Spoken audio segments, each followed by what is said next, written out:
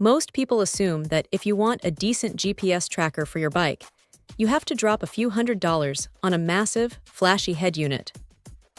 But then you come across something like this little orange-accented device, and it makes you wonder why anyone would overspend.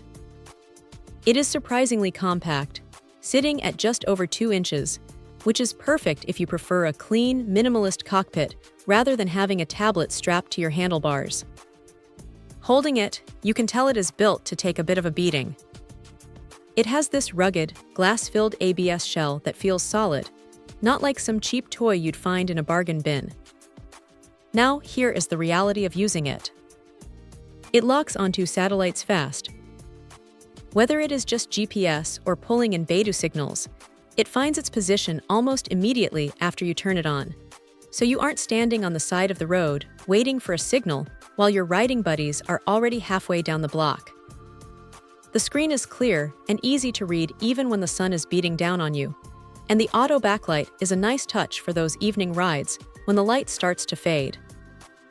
What really makes this thing punch above its weight is the sensor support. It plays nice with Ant Plus gear, so if you have a heart rate monitor or a power meter, it picks them up without a fuss. Just keep in mind that it is strictly Ant Plus for those sensors. It doesn't do Bluetooth for your cadence or speed sensors, which might be a slight annoyance if your gear is strictly Bluetooth-based. Bluetooth is strictly for the phone app, which is how you handle your settings and get your ride data over to Strava. It is a bit of a workaround since you can't just plug it into a computer and drag and drop files, but once you get the hang of the app, it is pretty seamless.